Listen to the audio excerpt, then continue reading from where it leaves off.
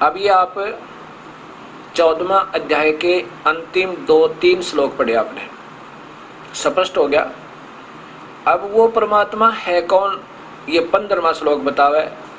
पहला और दूसरा श्लोक क्या लिखा है कि अर्जुन, ये ऊपर को जड़ वाला और नीचे को शाखा वाला संसार, उल्टा लटका हुआ संसार रूपी वृक्ष, इसके ऊपर को जड़ है और नीचे की तीनों गुणों रूपी ये ब्रह्मा विष्णु महेश, रजगुण ब्रह्मा, सतगुण विष्णु, तम गुण शिव जी रूपी शाखा इस जीव को कर्मों में बांधने की मूल कारण है।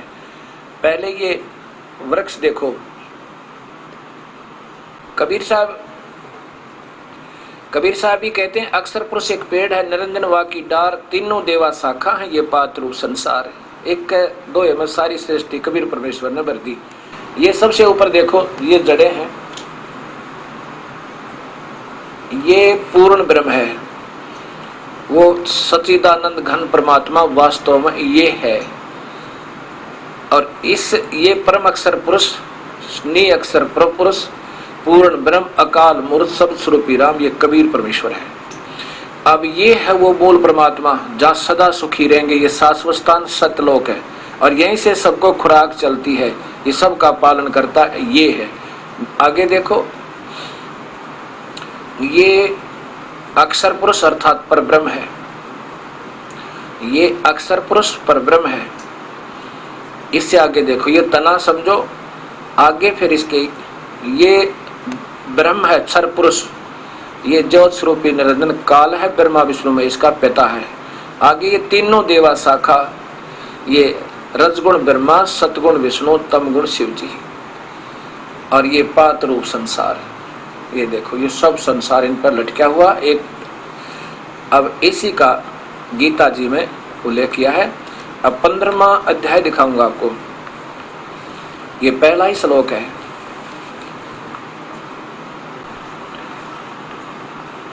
ये गीता जी और इसके 15वां श्लोक, 14 का तो आपने पूरा सुन लिया कि उस परमात्मा के पाने के लिए मैं ही सहयोगी हूं। अब इसमें लिखा ऊर्ध्वम मूलम अधः शाखा, ऊपर को जड़वाला, ऊपर को जड़वाला, नीचे को शाखा वाला। ये एक मजबूत अविनाशी वृक्ष है। छंदासी अस्य प्रणानी तम वेद से वेदवित है। जानवान लोग इसके और वेदों को और छंदों के द्वारा इसी का वर्णन करते हैं और इसके पत्ते पुत्तों को भी बताते हैं। ये देखो, ये तो सीधा सा हो गया। आदि पुरुष परमेश्वर मूल वाले, यानी ऊपर को मूल वाला, सीधा अर्थ है इसका ऊर्ध्व मूलम। और अधः शाखा, नीचों को शाखा वाला संसार रूपी वृक्ष है। ये तो अपने बेचारे कोशिश करें समझाने की जितना कर सकते हैं। वेद उसके पत्ते कहे गए, जो भी है। इधर देखियो, उस संसार रूप वृक्ष को मूल से तत्व से जो जान लेता वो वास्तव में ज्ञानी है। ये बता कि वो वेदविद है, वो सही तत्व भेदी संत है जो इसको इस ढंग से जान लेता है। और चौथे अध्याय के 34वें श्लोक में यही कहा कि उनको ढूंढ लो जो इसको सही जानने वाला है, वो वेदविद है, वो वास्तव का जानकार है। ये प्रमाण देते वो संत है जिसने सबको जान रखा, और वहां जाओ उससे दीक्षा लो। फिर अब देखो, ये दूसरा, उस संसार वृक्ष की, संसार रूपी वृक्ष की तीनों गुणों रूपी जल प्रवर्धा, तीनों गुणों रूपी गुण प्रवर्धा है, तीनों गुणों रूपी बढ़ी हुई, फैली हुई, इसका अर्थ ये बना सीधा है। विषय भोग वाली, विषय प्रवाला शाखा, ये रजगुण ब्रह्मा, सतगुण विष्णु, तमगुण शिव जी, ये फैली हुई शाखाएं, कोपलें। अधः माने नीचे और ऊर्ध्व माने ऊपर। नीचे पाताल लोक में, पृथ्वी लोक में और स्वर्ग लोक में फैली हुई है, मनुष्य लोक में। और मनुष्य लोक ये पृथ्वी लोक है। नीचे तो पाताल लोक में, ऊपर स्वर्ग लोक तक, और ये मनुष्य लोक में यानी पृथ्वी लोक में। कर्मानुबंधनी, कर्मों के अनुसार बांधने वाली, मूलानी, मूल कारण है। ये तो अपने आप जोड़ लिया इन्होंने। ये मूलानी अर्थात मूल कारण है, मुख्य कारण है जीव को फंसाने के ये तीनों गुण। और नीचे और ऊपर सभी लोकों में व्यस्त है। ये स्पष्ट हो गया। इसी के साथ अब ये अध्याय नंबर 15 के 16, 17 और 18 श्लोक आपने फिर देखने होंगे, क्योंकि इनका लिंक बनता है इनसे। ये अध्याय नंबर 15, ये श्लोक नंबर 16 है, ये 17 है, ये 16 है। इस संसार में नाशवान और अविनाशी दो प्रकार के पुरुष हैं। इसका सीधा अर्थ है दो प्रकार के भगवान है और दो ही प्रकार की शरीर जीव प्राणियों की स्थिति है। सब प्राणियों का शरीर तो नाशवान है और आत्मा जीवनाशी अविनाशी कही गई। ये आपके 18वें श्लोक में काम आएगा कि वो काल भगवान कहता कि मैं तो मेरे अंतर्गत जितने प्राणी हैं, चाहे वो अविनाशी आत्मा रूप में है अर्थात शरीरधारी देवता है, मैं तो इनसे उत्तम हूँ, इसलिए मैं लोक में वेद में मुझे भगवान मानते। मैं भगवान नहीं हूँ, मैं सर्वोत्तम पुरुषोत्तम नहीं हूँ। आगे देखो, दो भगवान है, क्षर और अक्षर। उत्तम पुरुष है तो अन्य परमात्मा इति उदाहरता है। वास्तव में भगवान तो वो तीसरा है जो जड़ है, उसी को वास्तव परमात्मा कहा जाता है। यही जो है लोकतर में, तीन लोकों में अविश्य प्रवेश करके विभर्ती सबका पालन पोषण करता है और वही अविनाशी, वास्तव में अविनाशी ईश्वर है, अव्यम ईश्वर है। ये भी देख लो, उत्तम पुरुष तो और ही है, उत्तम भगवान तो अन्य ही है जो तीनों लोकों में प्रवेश करके, पुरुष माने भगवान जानो, सबका धारण पोषण करता है। वो जड़ अविनाशी परमात्मा कबीर परमेश्वर, वो ही वास्तव में अविनाशी परमेश्वर परमात्मा इस प्रकार कहा गया है। अब 18वें में क्या कहा है कि मुझे तो केवल इसलिए अविनाशी कहते हैं, कितना स्पष्ट लिखा है, क्योंकि मैं नाशवान जड़ वर्ग क्षेत्र से तो अतीत हूँ और अक्षरात अविनाशी जीवात्मा से भी उत्तम हूँ, इसलिए लोक और वेद में, इस संसार 21 ब्रह्मांड में और इस वेद में मुझे तो इसलिए पुरुषोत्तम मानते। आगे देखो, मैं पुरुषोत्तम नहीं हूँ। 19 में स्पष्ट किया है कि जो ज्ञानी पुरुष मुझको इस प्रकार पुरुषोत्तम मानते हैं, वेद जान के, वेद पढ़ के इसलिए जो मालिक है, तो वह सर्वज्ञ पुरुष इस सब प्रकार से निरंतर मुझको ही भजता है। मुझ वासुदेव नहीं, माम का अर्थ ये नहीं, मुझको ही भजता है, अर्थात वो वेदों का ज्ञाता केवल मुझे ही पूर्ण परमात्मा मान के भजता रहता है। अब 20 देखो, हे निष्पाप अर्जुन, इस प्रकार ये अति रहस्य युक्त गोपनीय शास्त्र मेरे द्वारा कहा गया, इसको तत्व से जानकर ज्ञानवान और कर्तार्थ हो जाते हैं, और कर्तार्थ हो जाते हैं, उनका तो बेड़ा पार हो जाएगा। सत साहिब परम पूज्य सुधांशु जी द्वारा, परम आदरणीय सुधांशु जी के द्वारा, और देखिए श्रीमद् भगवत गीता आचार्य सुधांशु जी। इसमें सिर्फ मैं इतना दिखाना चाहूंगा, बाकी आपके पास उपलब्ध है, प्रेम से पढ़ लेना। अध्याय नंबर 17, अध्याय नंबर 17, इसमें यहां से पढ़ना शुरू कीजिए। शास्त्र विधि से हीन, अन्न दान रहित, बिना मंत्र के, बिना दक्षिणा और बिना श्रद्धा के किए जाने वाले यज्ञ को तामस यज्ञ कहते हैं। जो मनमुखी साधना करते हैं, जो कितना दान कर दिया, कि मैं बनवा दिया, वो शास्त्र विरुद्ध, शास्त्रहीन है। आगे देखो 14 में, देवता ब्राह्मण गुरुजन जीवन मुक्त महापुरुषों का पूजन करना, शुद्धि रखना, सरलता ब्रह्मचर्य का पालन करना, हिंसा न करना, यह है संसार शरीर संबंधी तप है। ये तप के ऊपर के यज्ञ बताए। अब ये तपों के ऊपर आ गया। अब उद्योग न करना, सत्य प्रिय हितकारक भाषण।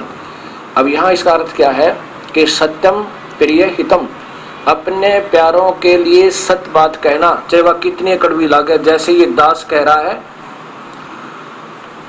उसका अर्थ है कि चाहे अपने प्यारों के लिए सत्य भाषण कहना, चाहे इसका कितना कैसा ही प्रतिफल निकले, वो हिचका नहीं करते। इसको तप कहते हैं, सच्चाई कह देना। सत्यम क्या है? उद्वेग न करने वाला, सत्य प्रिय हितकारक भाषण, यानी अब हितकार में चाहे कितनी कड़वी सत्य तो जरूर कहे, उसको तप कहते हैं, चाहे कितनी कठिनाई भी क्यों ना उठानी पड़े। जैसे दास आपको बता रहा है, और हो सकता है इस कड़वी सत्य को कुछ महसूस भी कर रहे होंगे, लेकिन सत्य कहने वाले सत्य कहा करते हैं। ये एक तप है, ऐसा तप है। और अभ्यास ध्यान करने वाणी, यह वाणी संबंधी तप कहा। आगे देखो, मन की प्रसन्नता सौम्य भाव, मननशीलता, मन का निग्रह, भावों की शुद्धि, इस तरह यह मन संबंधी तप कहा। अच्छा, 17वां देखो,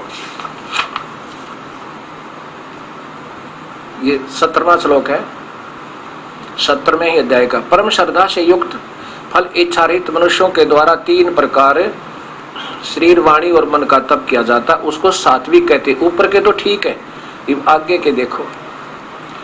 जो तप सत्कार, मान, पूजा के लिए, लोग दिखाने के लिए, लोग दिखावा भाव से किया जाता है, वह इस लोक में अनिश्चित और नाशवान फल देने वाला तप कहा जाता है। आगे देखो, कमाल है।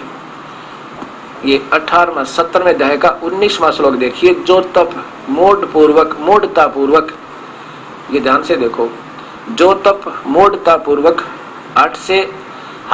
हठ योगतः अपने को पीड़ा देकर अथवा दूसरों को कष्ट देने के लिए किया जाता, वह तप तामस कहा गया है। अपने को पीड़ा देकर, यह जो तप मूढ़ता पूर्वक हठ योग से अपने को पीड़ा देकर अथवा दूसरों को कष्ट देकर कि देने के लिए किया जाता, वह तप तामस कहा गया है। अब इसी बात पर विचार करना। ये अध्याय नंबर 17 का और श्लोक नंबर 19 आपको आचार्य सुधांशु जी द्वारा टीका की हुई गीता जी का सुनाया, उनके कर कमलों द्वारा। अब फिर ये देखिएगा, ये स्वर्ग की लहरें, परम पूज्य सुधांशु जी महाराज। और फिर ये देखिएगा, यहां देखो, ये 10 वर्ष की आयु में ये नादान बालक कहाँ फंस गया? हठ योगी विजेंद्र मुनि का संग, ध्यान, साधन और कठिन प्रक्रिया। हठ योगी, यही देख लो, यहाँ से यहाँ सारी बात सिद्ध हो जाएंगे आपने। ये बालक आत्मा घूम रही थी भगवान को चाहने के लिए और फंस गया हठ योगी का, जो गीता के विरुद्ध। 10 वर्ष की आयु में हठ योगी विजेंद्र मुनि का साथ, ध्यान साधना की कठिन प्रक्रिया, कठिन शरीर को पीड़ा देकर, आगे देखो, घबराए नहीं, तो कितना कष्ट हुआ, घबराए नहीं। बाल यशपाल साधना पथ के अडिग पथी बनकर अंतर शक्तियों को जागृत किया। अब ये बात सोचने की है। 6 तो गुरु बेचारों के पहले तो ये हठ योगी फंसा, जैसा माल इसके पास था इन्होंने भर दिया इस पुण्यात्मा में। फिर ये हरिद्वार गए 22 वर्ष की आयु में दर्शनार्थ। फिर नंद किशोर जी का साथ, बनखंडी साधु का साथ, जिसने प्रकाशानंद से ज्ञान ध्यान सीखने का सुअवसर, जिनका एक गुरु ही नहीं, नाना प्रकार के अनजान संतों के पास ये पुण्यात्मा जाती रही। जो उनके पास माल था वो इनमें भर दिया और अब ये उसी का प्रचार कर रहे हैं। अब ये बातें कड़वी अवश्य लगेंगी आपको, लेकिन कड़वी ना होकर के ये बहुत मीठी हो जाएंगी। ये कुनीन है, ये सभी को लेनी पड़ेगी।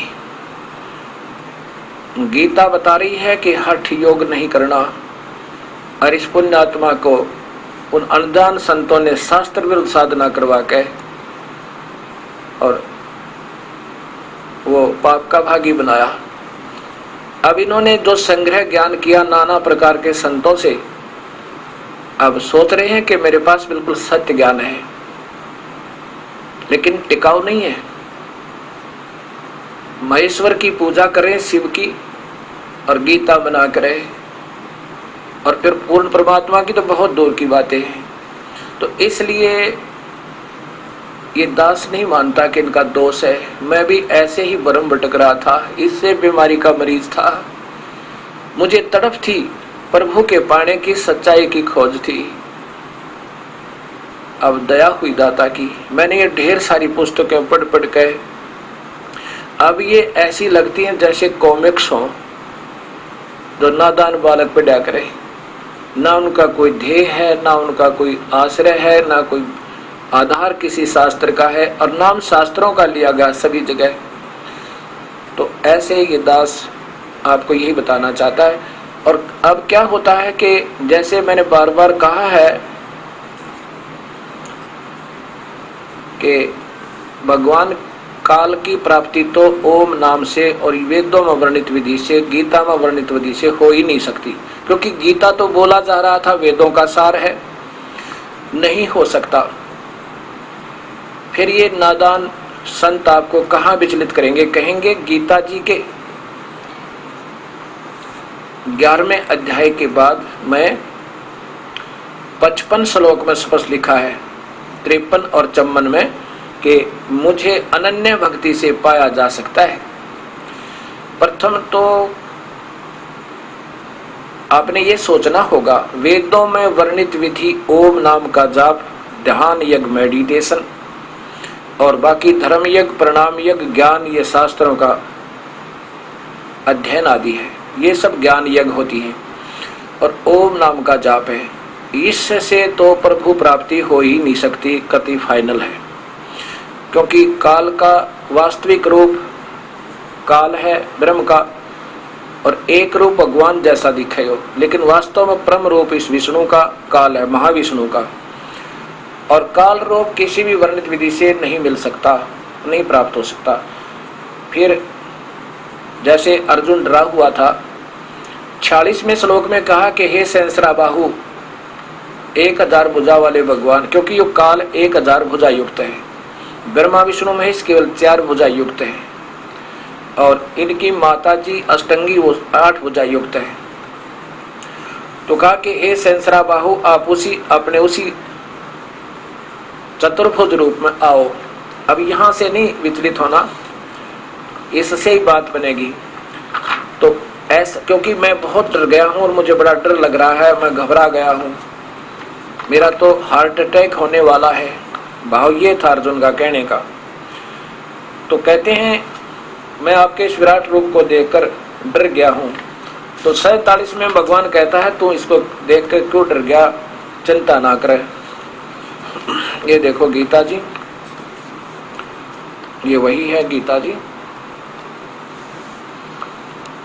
और इसके 11वें अध्याय में श्लोक नंबर 46 देखो, पहले ने देखे हुए 46 में, मैं वैसे ही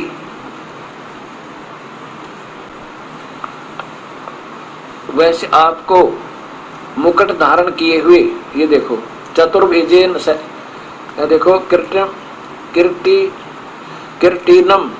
किरीटिनम गदिनम चक्रहस्तम इच्छामि त्वाम दृष्ट्वा अहम तथा एवं तेन एवं रूपेण चतुर्भुजेन सहस्राबाहो भव विश्वमूर्ते। अर्जुन कह रहा है भगवान, मैं आपको गदा पद्म शंख चक्र हाथ में लिए हुए चतुर्भुज रूप में देखना चाहता हूँ। हे सहस्राबाहो, उसी हे विश्वमूर्ते सहस्राबाहो, उसी चतुर्भुज रूप में हो जाओ। मैं वैसे ही आपको मुकुट धारण किए हुए तथा गदा और चक्र हाथ में लिए हुए देखना चाहता हूं। इसलिए हे विश्वस्वरूप 1000 भुजा वाले सहस्राबाहो 1000 भुजा वाले उसी चतुर्भुज रूप से प्रकट होइए।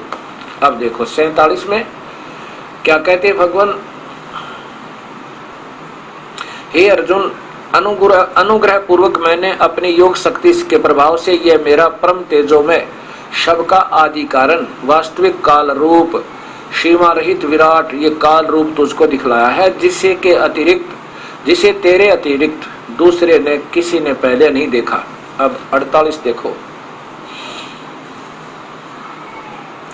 हे अर्जुन, मनुष्य लोक में इस प्रकार के विश्व रूप वाला मैं न तो वेद और यज्ञों के अध्ययन से, वेद यज्ञाध्ययन, न दान से और न किसी क्रिया से और न उग्र तपों से, किसी तप से भी नहीं मिल सकता। मैं तेरे अतिरिक्त दूसरे के द्वारा देखा नहीं जा सकता हूँ।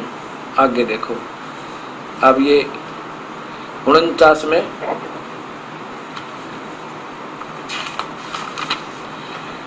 भगवान कहता है कि मेरे इस प्रकार के से इस विकराल रूप को देखकर तुझे व्याकुल नहीं होना चाहिए और मूढ़ भाव नहीं होना चाहिए।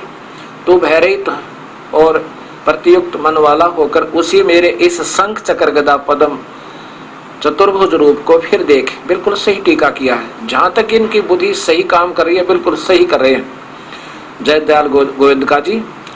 वासुदेव भगवान ने अर्जुन के प्रति इस प्रकार कहकर फिर वैसे ही अपने चतुर्भुज रूप को दिखलाया और फिर महात्मा श्री कृष्ण सौमूर्त होकर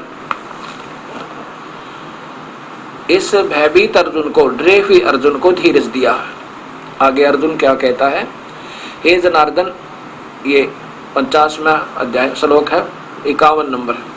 हे जनार्दन, आपके इस शांति अति शांत मनुष्य रूप को देखकर मैं अब स्थिर चित्त हो गया हूँ, अपनी स्वाभाविक स्थिति को प्राप्त हो गया हूँ। आगे देखो 52 में, मेरा जो चतुर्भुज रूप तूने, ये बिल्कुल सही कर रहे हैं अब श्लोक अर्जुन, बिल्कुल सही सरलार्थ कर रहे हैं जय दयाल गोविंद का जी।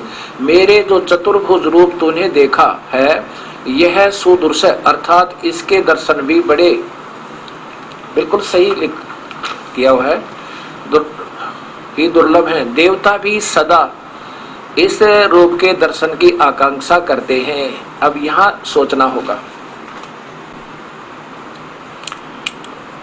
ब्रह्म भगवान, काल भगवान, ज्योत स्वरूपी निरंजन कह रहे हैं कि अर्जुन, ये जो मैंने तुझे पहले रूप दिखाया ना, ये मेरा वास्तविक रूप है। ये तेरे से पहले किसी ने नहीं देखा, और ना किसी यज्ञ से, ना तप से, ना दान से, किसी प्रकार कोई नहीं देख सकता, ना वेदों में वर्णित विधि से। अब फिर बताया कि ये जो चतुर्भुज रूप मैंने तुझे दिखाया, इसको भी कोई, इसके दर्शन भी बहुत मुश्किल है। देवता भी तरसे मेरे चतुर्भुज रूप ने, नहीं तो त्रिलोकीय विष्णु के दर्शन तो आम व्यक्ति ने किए हुए, और त्रिलोकीय शिव की दर्शन तो आम श्रद्धालु भक्तों ने किए हुए हैं, उन्होंने उनके चित्र बनाए हैं। लेकिन ये चतुर्भुज रूप के दर्शन कोई नहीं कर सकता, देवता भी तरसते हैं। वो कैसे, ये ब्रह्मलोक में रहता है, ये काल 3 रूप बना के, महाब्रह्मा, महाविष्णु, महाशिव रूप में, और कहता है ये जो मेरा चतुर्भुज रूप है ये भी कोई नहीं देख सकता, ना यज्ञ से, ना तप से, ना दान से, ना किसी से। और मेरी प्राप्ति नहीं है, मेरे द्वारा दी जाने वाली राहत भी अनन्य मंत है। अनन्य मन जैसे आपने अव्यभिचारिणी भक्ति, अव्यभिचारी अनन्य मन, अन्य देवता ना पूजा, केवल मेरी पूजा करे, उसको ही उपलब्ध है। आगे ये मिलेगा आपको। अब ये चित्र देखना एक ब्रह्मांड का, ये ब्रह्मा जी का लोक, ये शिव का लोक, ये त्रिलोकीय ब्रह्मा विष्णु महेश है, ये पृथ्वी है, ये स्वर्ग और नरक है, ये स्वर्ग है, ये इंद्र का लोक इसके साथ ही है, ये स्वर्ग और नरक है, ये स्वर्ग के राजा की राजधानी इंद्र लोक साथ में, और ये शिवलोक है, शिव जी का लोक, और ये ब्रह्मा का लोक है। ये त्रिलोकीय ब्रह्मा विष्णु शिव है। अब ये यहाँ रहता है, इनके तो सभी देवता दर्शन करते हैं, ये यहाँ रहता है महाविष्णु, महाशिव और महाब्रह्मा रूप में, ये ब्रह्मलोक है। और यहाँ पर देवी भागवत आपने पढ़ा होगा, उसके अंदर विमान में बिठा के त्रिलोकीय ब्रह्मा विष्णु में इस घुमाए थे। कहते हैं ये भी मैं अपनी कृपा से दर्शन दे सकता हूँ, ना किसी वेद विधि से, और ना किसी तप से, ना क्रिया से, मेरे दर्शन कोई नहीं कर सकता। ये स्पष्ट है।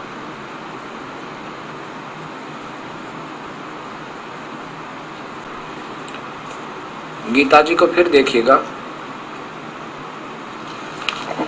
अध्याय नंबर 11, वही चल रहा श्लोक नंबर, अब ये 52 सुनो। मेरा जो चतुर्भुज रूप देखा है यह सुदर्श, अर्थात इसके दर्शन बड़े ही, इसके दर्शन भी बड़े दुर्लभ हैं, क्योंकि वो ये इस रूप में ये काल ब्रह्मलोक में रहता है, दुर्लभ है। देवता अपि माने भी सदा ही इस रूप के दर्शन की आकांक्षा करते हैं, अर्थात ये काल कहता है फिर ये रूप भी मेरा। आगे देखो 53 श्लोक में 11वें अध्याय के, जिस प्रकार तूने मुझको देखा इस प्रकार ये चतुर्भुज रूप वाला, ये सही लिख रहा है जय दयाल गोविंद का जी ने, बिल्कुल सही टीका किया है। न मैं वेदों से और न तप से, न दान से और न यज्ञ से देखा जा सकता हूँ। वेदों में वर्णित विधि से, न तो वेदों से और न तप से, ये हठ योग आदि से नहीं देखा जा सकता। किसी प्रकार भी में दर्शन तो हो ही नहीं सकते। आगे देखो, अब लिखा भक्त्या तु अनन्या शक्य अहम एवं विधि अर्जुन जातुम दृष्टवा च तत्वेन प्रविष्टुम स प्रंतम, ये लिखा है। परंतु हे प्रंतम अर्जुन अनन्य भक्ति के द्वारा, ये देखना, अनन्य भक्ति के द्वारा, बताऊंगा, दिखाऊंगा आपको अनन्य भक्ति क्या होती है। इस प्रकार चतुर्भुज रूप वाला मैं प्रत्यक्ष देखने के लिए, प्रत्यक्ष दृष्टुम देखने के लिए, तत्व से जानने के लिए तथा प्रवेश करने के लिए भी शक्य हूँ। प्रविष्टम माने प्रवेश करने के लिए, अर्थात एक ही भाव प्राप्त होने के लिए। और यहाँ दृष्टुम प्रत्यक्ष देखने के लिए। अब कैसे? इसमें लिखा कि मेरी अनन्य भक्ति करने से, केवल एक ब्रह्म साधना करने वाले बिल्कुल अटल नियम बना के, और पूजा नहीं करे किसी देवी देवता की, ब्रह्मा विष्णु महेश आदि की, उनके लिए शक्य हूँ। कैसे? कि वो डट का भक्ति करो हजारों वर्षों तक, फिर उनके पुण्य कर्म बन जाए, उनका लाभ मिले, फिर उन्हीं को अपने पुत्र ब्रह्मा विष्णु महेश बनाता है। ये उन परमात्माओं को, श्रेष्ठ आत्माओं को अपने यहाँ जन्म देता है और फिर उनको विमान में बैठाकर दूर से दर्शन करवा देता है। बस, आम नहीं है। अन्यथा उस अनन्य भक्ति का विशेष प्रमाण क्या दिया है कि मैं केवल तुम जो भक्ति करते हो उसकी रक्षा आदि करता हूं और सुख सुविधा ही दे दूंगा। ये अध्याय नंबर 9 का श्लोक नंबर 22 देखो। अध्याय नंबर 9 और श्लोक नंबर 22 देखो। जो अनन्य प्रेमी जना भक्तजन मुझ परमेश्वर तो उन्होंने भाव से लिख दिया, मुझ को निरंतर चिंतन करते, अनन्य भाव से, निष्काम भाव से बचते हैं, उन नित्य निरंतर चिंतन करने वालों का योग अक्षेम मैं स्वयं प्राप्त कर देता हूँ। योग अक्षेम क्या होता है कि भक्ति मार्ग में कोई बाधा आवे उसकी रक्षा करता हूँ बस, और फिर उनको सुख सुविधा दे देता हूँ जो उस भक्ति की बनती है। इसका वास्तविक लाभ तो ये बताया है। अब यहाँ स्पष्ट हो गया कि 3 परमात्मा हैं। काल क्षर पुरुष नाशवान है, और परब्रह्म अक्षर पुरुष कहा है क्योंकि जैसे एक सफेद मिट्टी का कप हो, वो तो काल भगवान समझो, सुंदर दिखे, बड़ा सुव्यवस्थित सा दिखे, वो क्षर पुरुष। एक सटील का कप वो अक्षर पुरुष, यानी इससे कुछ ज्यादा सथाई अविनाशी जैसा लगे। ब्रह्मण का अर्थ होता पूर्ण परमात्मा, उस जैसा ही लगता है, लेकिन यह भी नाशवान है। जैसे सफेद मिट्टी चीनी का कप तो तुरंत ही विनाश हो जाता है, लेकिन वो सीधा जैसे मटके जैसा बना हुआ एक और कप होता है जिसको दोना बोलते हैं मिट्टी का, वो तो हम शरीर हमारा है। ये इतना हमारे से और सथाई है, इसका भी विनाश है। फिर अक्षर पुरुष का भी जैसे स्टील का कप है, वो कुछ ज्यादा सथाई नजर आता है उनसे, लेकिन है उसका भी विनाश, क्योंकि स्टील को जंग लगेगा, उसकी मिट्टी हो जाएगी, विनाश को प्राप्त होगा, लेकिन बहुत समय लगेगा, इसलिए उसको भी सथाई नजर आता है, उसको भी सथाई का, लेकिन फिर भी सथाई नहीं है। ऐसे ही क्षर पुरुष तो ये काल है, ब्रह्म ये तो नाशवान है, बहुत शीघ्र, और इसके द्वारा दी जाने वाली राहत भी उत्तम नहीं, अनुत्तम है। अक्षर पुरुष के लोक में वो खाता नहीं, आयु बहुत लंबी है, वहां भी पशु पक्षी बने हुए हैं, वो कुछ अविनाशी ज्यादा है। उसके बाद वास्तव अविनाशी तो सोना होता है, जैसे उसका अस्तित्व तो समाप्त नहीं होता, वो कबीर परमेश्वर है, वो तीसरे परमात्मा। एक अव्यक्त काल है, दूसरा अव्यक्त अक्षर पुरुष है, और उस अव्यक्त से भी परे और अव्यक्त वो है वास्तव में अविनाशी। ये गीता जी का सरल भाव है। सत साहिब। इस बारे में कबीर साहब कहते हैं कि काल भगवान तूने सभी को उल्टे रास्ते लगा दिया और अपना ही ज्ञान अधूरा और सत भक्ति नहीं करने देता, तू अधूरा ज्ञान दे के। और फिर उसके कारण क्या हो गया समाज में, जो अनजान संत हैं उनको तो विवेकशील, उनके ना जाने कितनी उपमा दी जाती हैं, बड़े अच्छे विचारवान हैं, विवेकशील हैं, बहुत बड़े विद्वान हैं, और जो सच्चाई बताता है उसको कहते तो गवार है, क्या जाने ऐसे ही देवताओं के विरुद्ध बोलता है, झूठ बोलता है। और जबकि सच सामने होती है तो उसके लिए कहा है, निरंजन धन तेरा दरबार, निरंजन धन तेरा दरबार, जहाँ पर तनक नाय विचार, जहाँ पर तनक न्याय विचारी। वैसा ओढ़े मुल मुल खासा, गल मोतियन के आर, वैसा ओढ़े मुल मुल खासा, गल मोतियों के आर। पतिव्रता को मिले न खादिए सूखा, नरस आहार, निरंजन धन तेरा दरबार, निरंजन धन तेरा दरबार।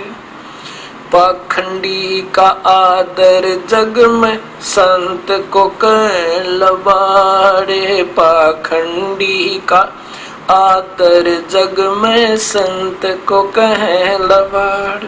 अज्ञानी को परम विवेकी, ज्ञानी को मूढ़ गंवार, निरंजन धन तेरा दरबार, निरंजन धन तेरा दरबार। जहाँ पर तनिक न न्याय विचार, जहाँ पर तनिक न न्याय विचार। कह कबीर सुनो भाई साधो, सब उल्टा व्यवहार, कह कबीर सुनो भाई साधो, सब उल्टा व्यवहार। सच्चे को तो झूठ बतावे, झूठों का एतबार, निरंजन धन तेरा दरबार, निरंजन धन तेरा दरबार। जहाँ पर तनिक न न्याय विचार, जहाँ पर तनिक न न्याय विचार। कह कबीर सुनो भाई साधो, सब उल्टा व्यवहार, कह कबीर सुनो भाई साधो, सब उल्टा व्यवहार। सच्चे को तो झूठ बतावे, ये झूठों का एतबार, निरंजन धन तेरा दरबार, निरंजन धन तेरा दरबार। जहाँ पर तनिक न न्याय विचार। सत आस्था चैनल पर चल रहे परिभाषा प्रभु की जो धार्मिक कार्यक्रम है, इसको देख करके बहुत सी भक्तात्माएं विस्मित हो रही हैं कि ये ऐसी सत्य शास्त्रों में विद्वान रही और भगत समाज तक नहीं पहुंच पाई। एक भक्त हमारे पास आया, उसने कहा कि महाराज जी, मैं आपके आश्रम से पुस्तक लेकर गया, गहरी नजर गीता की, मैं जो आपके द्वारा गीता का टीका है। जब मैं इसको पढ़ने लगा तो मुझे लगा कि इसमें तो वैसे तुक्के लगा रखे हैं, ये कोई ढंग से उल्लेख यानी सरलार्थ नहीं किया गया है।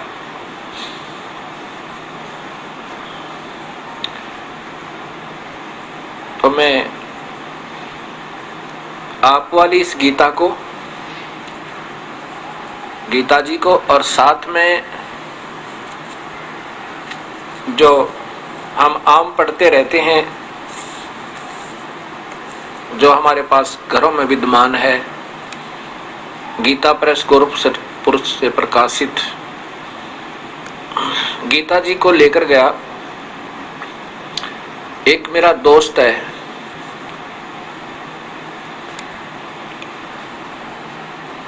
और उसने संस्कृत में एमए एमएड, और वो प्रोफेसर है किसी कॉलेज में, बताया उन्होंने। और मैंने उससे कहा कि आप निष्पक्ष भाव से इन दोनों पुस्तकों को के सरलार्थ को देखना। आप किसी में भी, आपने तो क्या लेना देना है, और जो मैंने उनको 2 श्लोक बताए, इनका फैसला करके देना। कौन कौन से बताए? 18वें अध्याय का 64 और 66 नंबर श्लोक। तो क्या बताया उस लेक्चरर जी ने कि जो अध्याय नंबर 18 का श्लोक नंबर 64 है,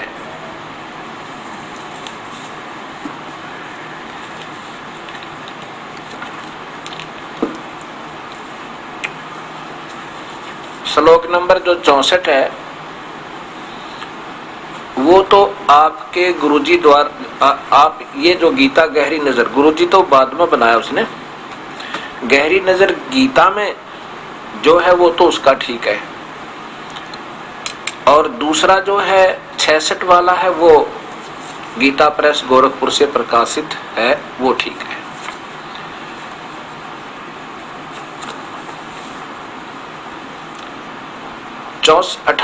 गीता अध्याय नंबर 18 का ये देखिएगा, श्लोक नंबर 64, गीता प्रेस गोरखपुर से प्रकाशित आदरणीय गीता जी,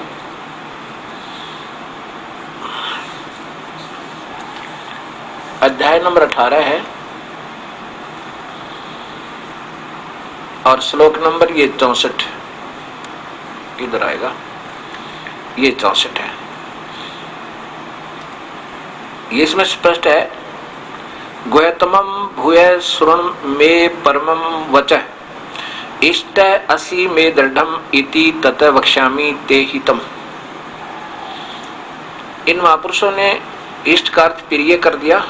यहाँ पर लिखना था मेरा पूज्य देव, इष्ट देव वही पूर्ण परमात्मा है, क्योंकि यहाँ पर उस पूर्ण परमात्मा की महिमा चलती आ रही है 46वें श्लोक तक। तो इसको तो उस लेक्चरर साहब ने बताया कि आपके गुरुदेव ने जो किया है वो सही है, इसका इष्ट माने इष्ट देव, असि माने है, स्पष्ट है। ये तो जैसे इस दास ने किया है, ये देखिएगा।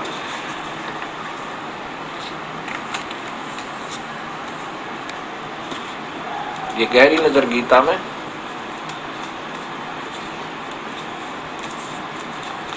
और इसके ये 64 नंबर श्लोक है, इधर देखिएगा,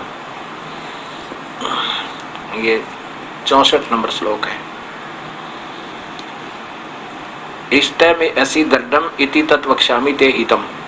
गुह्यतमम् माने संपूर्ण गोपनीयों से व्यति गोपनीय, मे माने मेरे, परमम् माने परम रहस्य युक्त, हितम माने हितकारक वचन, ते तुझे, भूय माने फिर, वक्ष्यामि कहूंगा, ततः माने इससे, श्रवण माने सुन, इति माने यह पूर्ण ब्रह्म, मे माने मेरा, दृढ़ माने पक्का, निश्चित, इष्ट, पूज्य देव, असि माने है। तो ये तो दास ने किया है कि उस महापुरुष ने बताया ये सत्य है, ठीक है। लेकिन 66वें श्लोक को मैंने कहा, फिर उन्होंने कहा कि 66वां जो श्लोक है वो उनका बताया कि वो गीता प्रेस गोरखपुर में है, वो ठीक है। इसमें क्या 66 में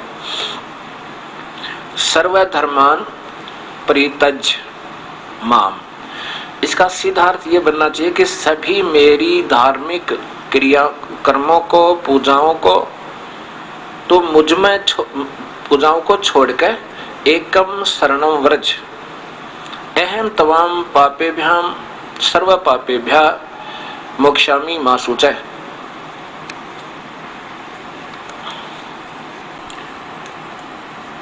ये एक पुस्तक गहरी नजर गीता में इस दास के द्वारा सरलार्थ है, गीता जी का अनुवाद है, जो अभी आपको दिखा रहा था। फिर देखिए 66वां श्लोक में कैसे किया इस दास ने। भगवान ब्रह्म कह रहे हैं कि सर्वधर्मान परित्यज माम, मेरी सभी धार्मिक जितनी भी तू पूजा आदि की हुई है तूने भक्ति, वो मुझे छोड़ दे, मैं तुझे ऋण मुक्त कर दूंगा। एकम शरणम व्रज, उस एक की शरण में चला जा। एकम माने सर्वशक्तिमान, जिसके बराबर कोई दूसरा ना हो। ब्रह्म कह रहा कि मैं तुझे सब पापों से मुक्त कर दूंगा, अर्थात मैं तुझे ऋण मुक्त कर दूंगा। सीधा अर्थ बने है। माम माने मेरी सर्वधर्मान, संपूर्ण पूजाओं को परित्यज त्याग कर तू केवल एकम उस पूर्ण परमात्मा की शरण माने शरण में, वर्ज माने जा। अब आपको शब्दकोश में दिखाऊंगा वर्ज का अर्थ क्या होता है। वर्ज माने जा, अहम माने में, तवा तुझे सर्व पापे भय संपूर्ण पापों से मोक्षामि छोड़वा दूंगा, मां सुच तो शोक मत कर, यानी तुझे ऋण मुक्त कर दूंगा, तू चिंता ना करे। और इन महापुरुषों के द्वारा जो किया है टीका वो भी देखिएगा।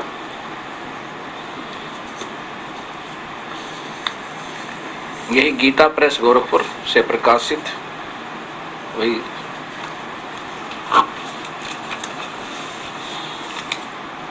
अब 66वां इन्होंने कैसे किया है, पहले 64वां देखिएगा इनके द्वारा किया हुआ। गुह्यतम इन्होंने लिखा है, ये संपूर्ण गोपनीयों से भी अति गोपनीय मेरे परम रहस्य युक्त वचन को तू फिर सुन, फिर तू भी तू सुन, तू फिर सुन, सीधा ही है। अच्छा आगे देखो, मेरा अतिशय, दृढ़ माने अतिशय, इष्ट माने इष्ट ही लिखना था, यहाँ पर है। कौन? वो पूर्ण परमात्मा। यह इति माने, इति का अर्थ है यह जो पूर्ण परमात्मा है वो भी मेरा सबसे प्रिय, इन्होंने प्रिय लिखा, तो मेरा अति प्रिय है। इससे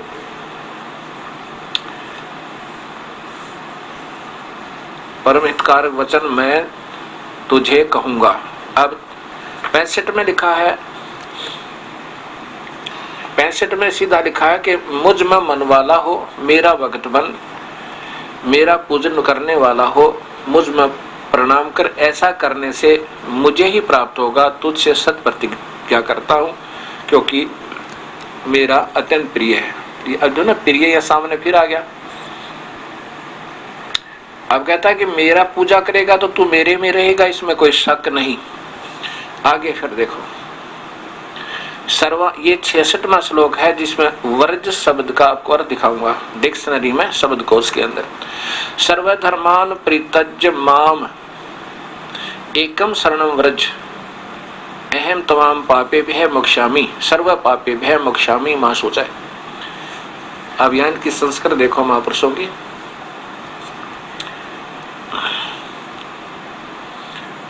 सर्वधर्मान संपूर्ण धर्मों को अर्थात संपूर्ण कर्तव्य कर्मों को मुझ में त्याग कर तू केवल एक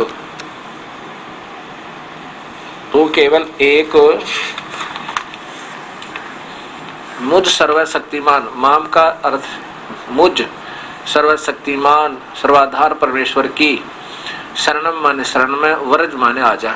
बता, वर्ज का अर्थ है चला जाना, गमन करना, प्रस्थान करना, देश निकाला लेना। अभी दिखाऊंगा आपको। जाना, ये न लिखा आजा। भगवान तो कह रहा कि तू जा, मेरे से पीछा छुटवा, मैं तो काल हूं, सबको खा रहा हूं, तुझे भी खा जाऊंगा। अब यहां देखो, मैं तुझे संपूर्ण पापों से मुक्त कर दूंगा।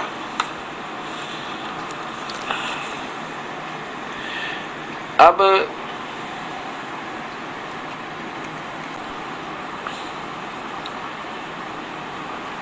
मैंने उस भक्त आत्मा से कहा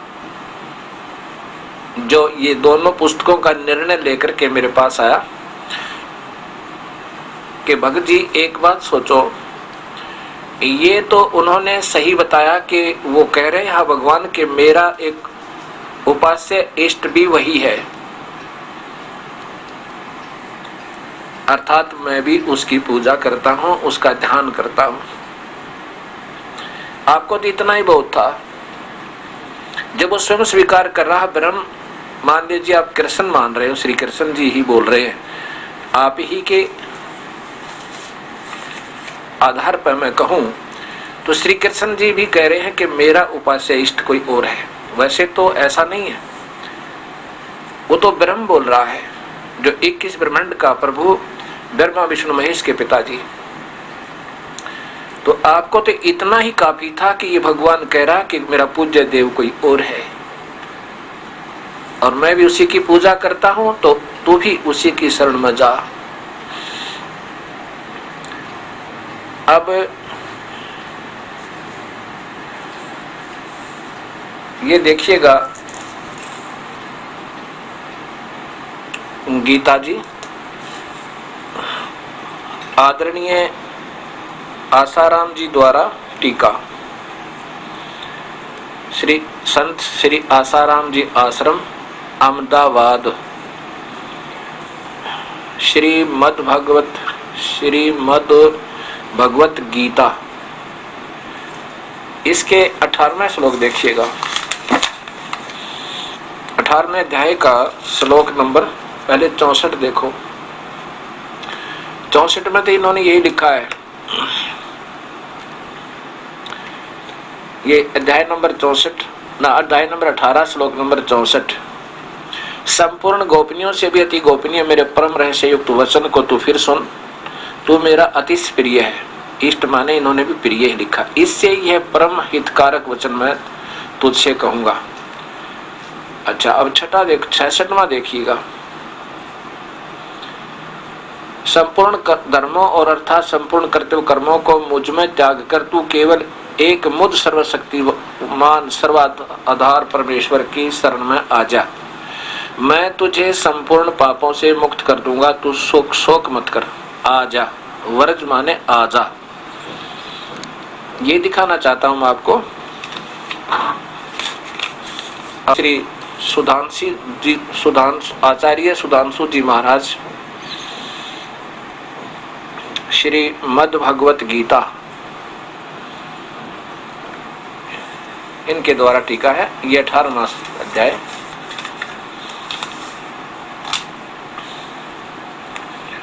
ये देखो 66वां श्लोक है।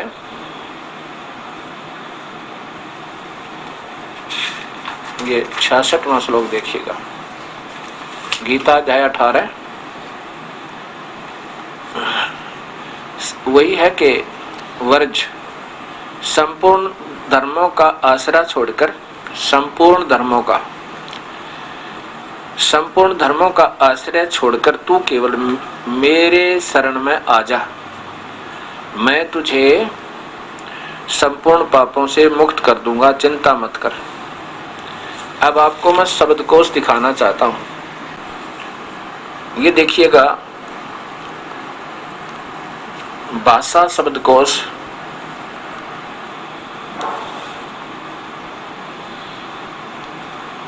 इधर देखिए नीचे, राम नारायण लाल बेनी प्रसाद प्रशासक तथा पुस्तक विक्रेता इलाहाबाद। वर्ज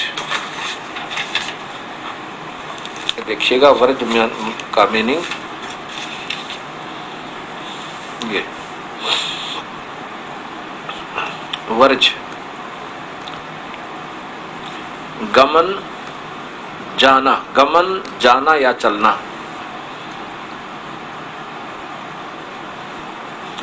समुद्र, वृंद, कृष्ण का लीला क्षेत्र आदि आदि। फिर नीचे देखो वर्जन, वर्जन चलना जाना। अच्छा, दूसरा शब्दकोश देखिए, दूसरा शब्दकोश देखिए, राज्यपाल हिंदी शब्दकोश हरदेव बाहरी, डॉक्टर हरदेव बाहरी। और इसमें देखिएगा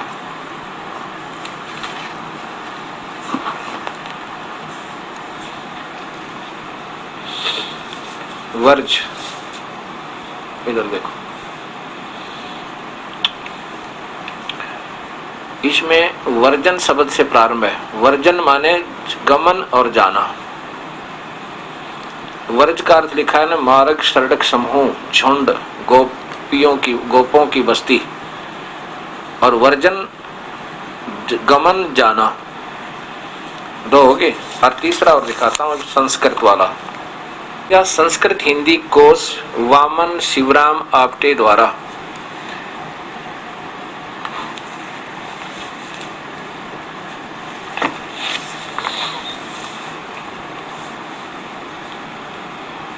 ये देखो ऊपर वर्ज, वर्ज का अर्थ है जाना, चलना, गति करना आदि।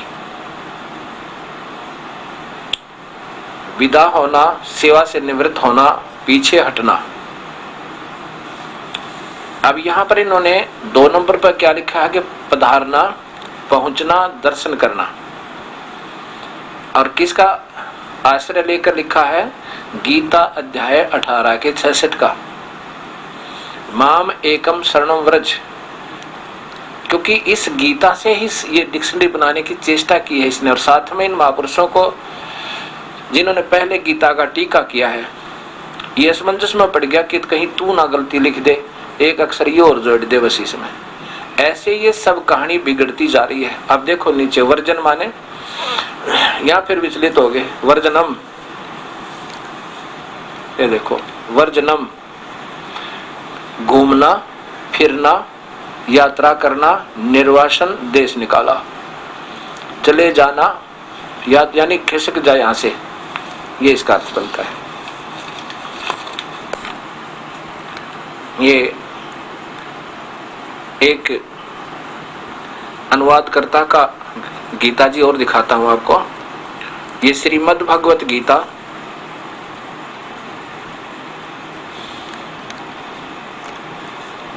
ये कहां से प्रकाशित है? श्रीमद् भगवत गीता, सद्गुरु वंदे विष्णु श्री कृष्णम वंदे जगत गुरु, भाव प्रबोधिनी भाषा टीका सहित। अनुवादक हैं ब्रह्मलीन महात्मा सत्यानंद, सर्व ज्ञानानंद आदि संपादक हंसादेश जी। कहां से प्रकाशित है ये? मानव उत्थान, प्रकाशक है मानव उत्थान सेवा समिति, 2/12, पंजाबी बाग, नई दिल्ली। ये यहाँ देखिए, ये श्री हंसराज जी महाराज,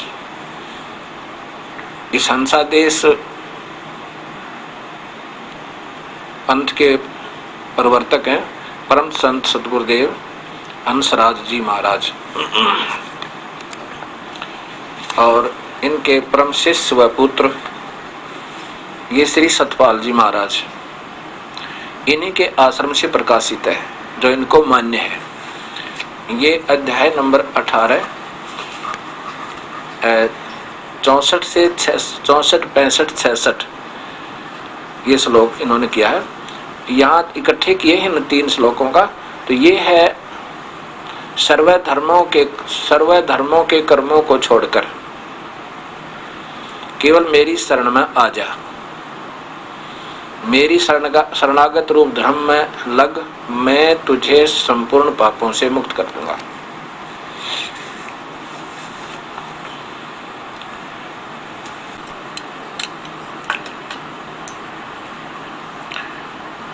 ऐसे कई नाना पंथों से भक्तात्मा इस दास के पास संपर्क कर रहे हैं बड़े प्यार के साथ।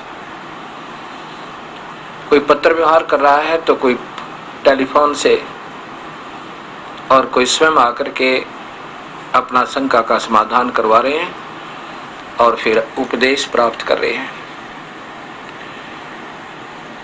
एक भगत जी आए हमारे पास, उन्होंने बताया कि मैं 4-5 गुरु बदल चुका हूं, अभी तक मेरी कहीं पर भी तसल्ली नहीं हो पाई।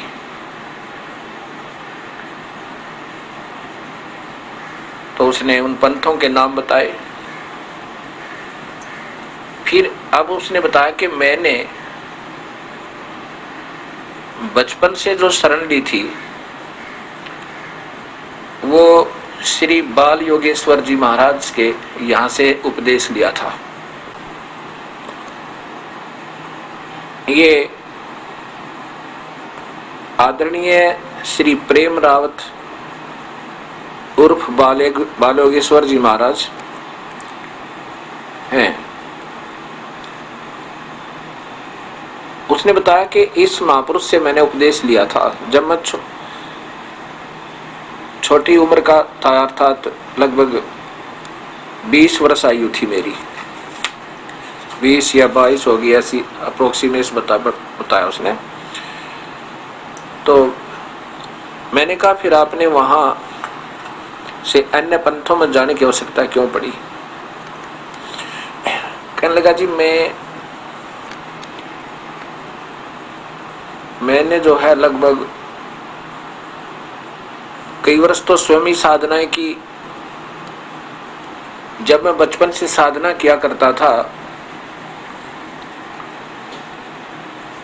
तो मुझे कुछ अंदर आवाजें आती थी और ऐसे ही मैं स्वयं ही ध्यान लगाता था और ध्यान में मुझे एक ज्योति सी नजर आया करती थी, प्रकाश दिखा था।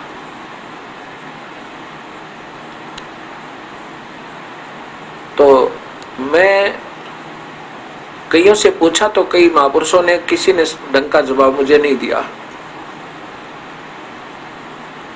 उसमें ये श्री प्रेम रावत जी महाराज उर्फ बाल योगेश्वर जी महाराज 10-12 वर्ष के थे, 12 वर्ष की आयु के थे। ये रोहतक आए थे हरियाणा में और सब जगह ये प्रचार हो गया था कि एक छोटी सी आयु का बच्चा संस्कृत के श्लोक बोलता है, गीता जी के श्लोक बोलता है, बहुत अच्छा प्रवचन करता है, ये तो भगवान उतरे हैं, कृष्ण अवतार माने जाते हैं। इतना प्रभावित हुआ मैं। और फिर इन्होंने वही बातें बताई कि अपने हृदय में देखो भगवान को, हृदय में प्रभु पाओगा और कहीं नहीं है। और हम 2 मिनट में प्रभु के दर्शन करा सकते हैं। मैं बड़ा प्रभावित हुआ, आश्रम में पहुंचा, उपदेश लिया। कैसे कि इन्होंने बताया कि ऐसे कान दबाओ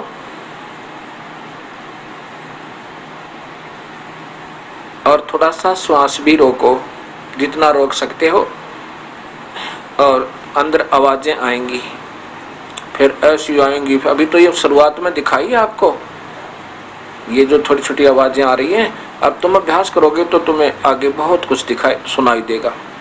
फिर ऐसे आंखें दबवाई,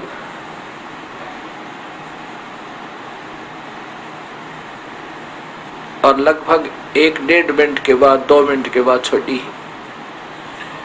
कि मुझे सारा बाहर भी प्रकाश नजर आने लगा। पहले तो मुझे अंदर तो आभास होता ही था, फिर उन्होंने जब दिखा छोड़ा तो सभी जैसे कोई नूर ही नूर दिखाई दे मुझे बाहर। मुझे विश्वास हो गया कि प्रभु है तो यही है। और छोटा सा बच्चा ये क्रियाएं बता रहा, कमाल कर दिया। तो मैं प्रभावित हुआ।